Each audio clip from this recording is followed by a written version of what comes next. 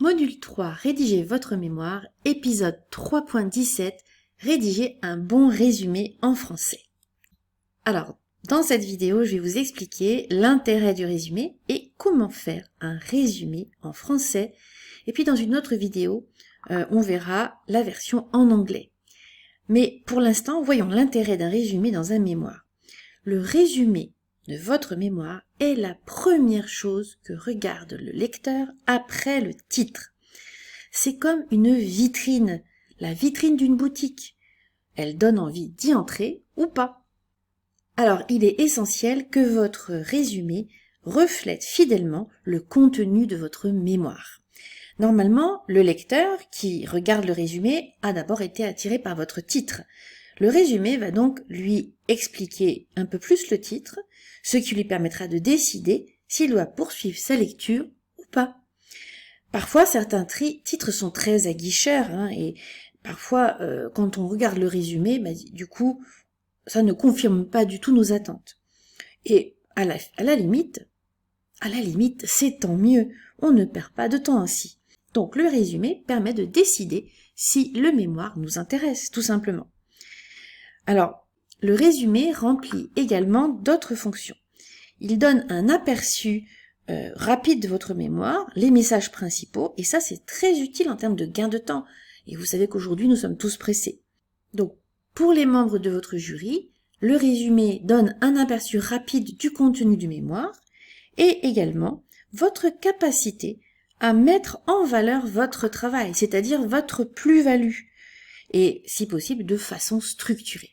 Donc vous voyez un peu les missions que doit remplir un résumé. Alors comment rédiger un résumé? Eh bien en fait vous avez deux cas de figure. Soit vous avez un mémoire bibliographique pur, donc on va voir comment le structurer, soit vous avez un mémoire avec une pratique pro ou recherche. Voyons d'abord le résumé. Alors, attendez, je vais mettre ça là. Voyons d'abord le résumé pour un mémoire bibliographique pur.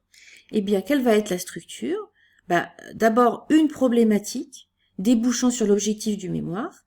Ensuite, les principales bases de données interrogées et également la période de temps couverte par votre recherche bibliographique.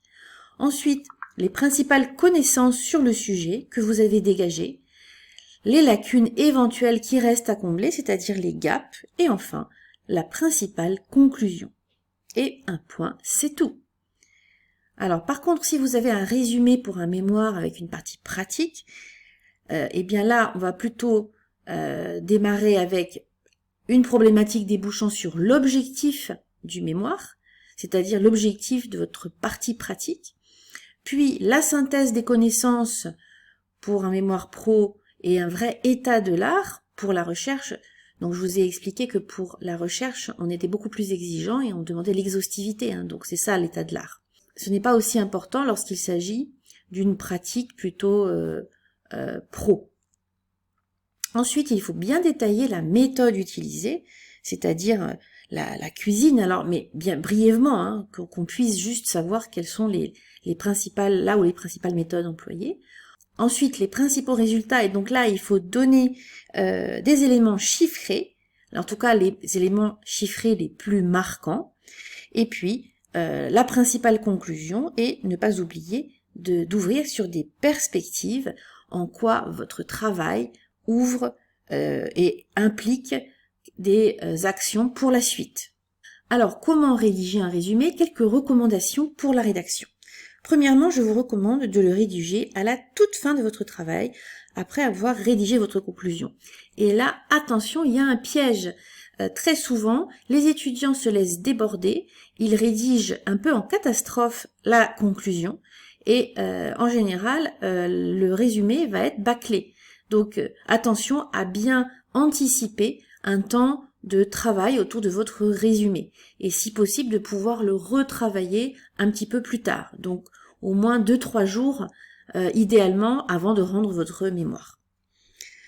Alors le résumé se place donc généralement après les remerciements et avant la table des matières. Il peut aussi être placé à la toute fin de votre mémoire ou de votre thèse et alors il constitue la dernière page extérieure ou ce qu'on appelle le 4e de couverture. Alors, je vous conseille d'écrire votre résumé au présent, c'est le plus simple. Et concernant la longueur, attention, il faut respecter les consignes strictement.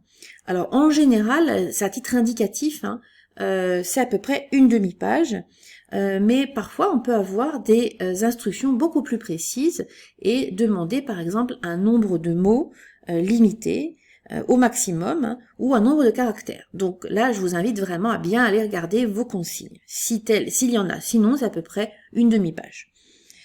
Ensuite, votre résumé doit comprendre des paragraphes précis.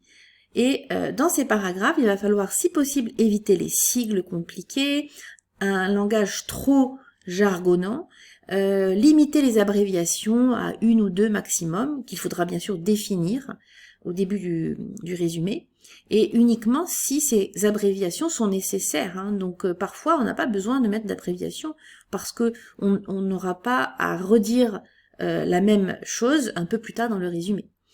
On ne met pas de référence non plus bibliographique dans un résumé, ça c'est également la coutume. Alors je vais vous montrer une petite démonstration comment contrôler le nombre de caractères. Voilà, donc là par exemple je viens d'écrire un résumé, donc je vais sélectionner ici le nombre total donc de mots de mon résumé, je vais aller dans révision ici, statistiques.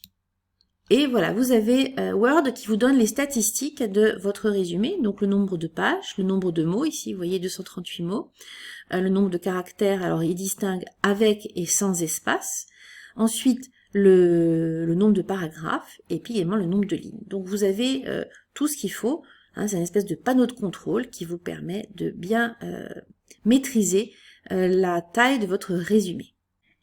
Enfin, sachez que le résumé est une partie totalement autonome du mémoire et donc il doit être lisible sans aucune explication.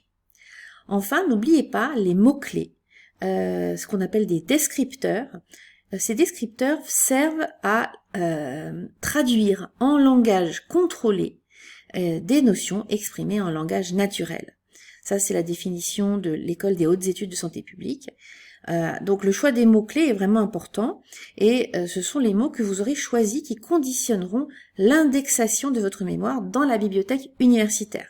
Donc ils doivent permettre à un lecteur de retrouver très facilement votre mémoire.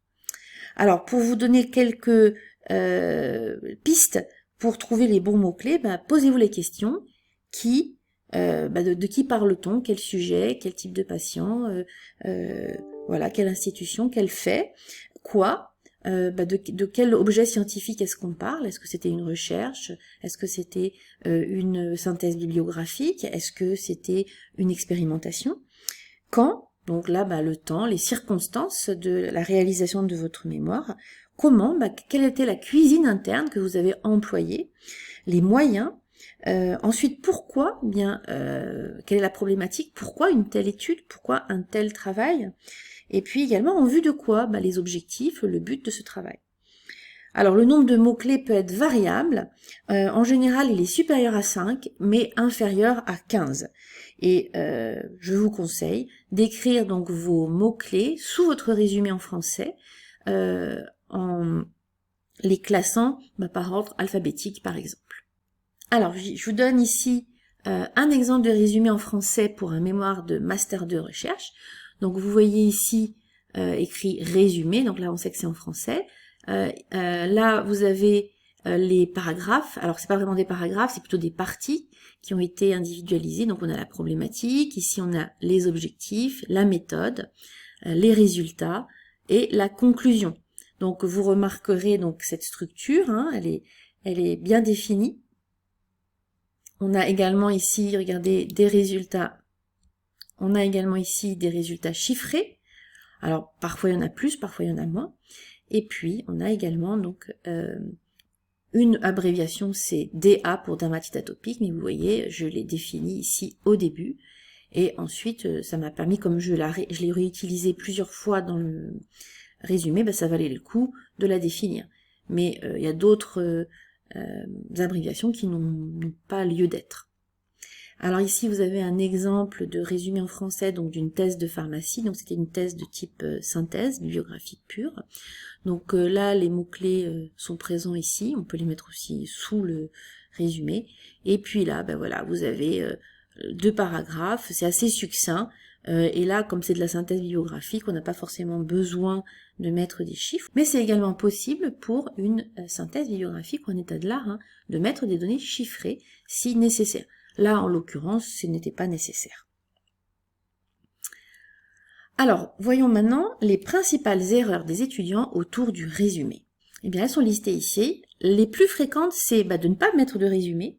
Alors, est-ce un oubli? Moi, je pense que c'est plutôt un manque de temps, un manque d'anticipation du travail, et c'est bien dommage parce que ça peut être pénalisant, hein, pour vous de ne pas avoir de résumé.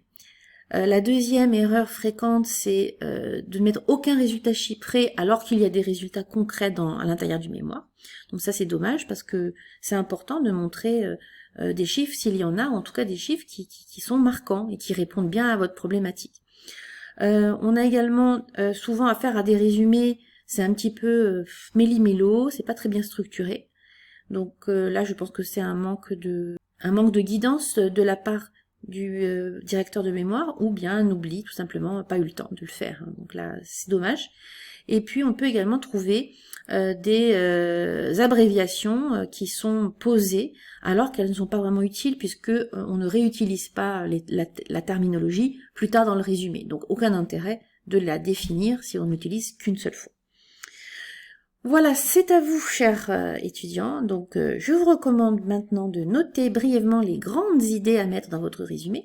Pour cela, n'hésitez pas à utiliser le mind mapping, hein, que je vous ai déjà montré. Ça peut être très utile pour faire un résumé concis. Ensuite, rédigez votre résumé en français d'une seule traite. Ne pensez pas qu'il faut faire d'abord l'intro, puis après revenir plus tard. Faites-le d'une seule traite, parce que comme ça, vous avez une vue d'ensemble de votre travail, et je vous recommande donc plutôt d'y revenir, mais en ayant déjà couché sur le papier quelque chose de relativement bien abouti. Alors, c'est important. Vérifiez donc que vous avez bien respecté les consignes qui vous ont été données concernant votre résumé, et checkez les erreurs les plus fréquentes. Voilà. Enfin, faites relire. Pardon, je vais mettre ça là. Faites relire votre résumé à votre directeur de mémoire, mais attention, ça sous-entend que vous avez anticipé et vous ne lui mettez pas le couteau sous la gorge, sinon ça risque de pas se faire, hein, il n'aura pas le temps de relire votre travail. Et ce serait dommage, comme je vous ai dit, le résumé, c'est important. À très vite pour une prochaine vidéo.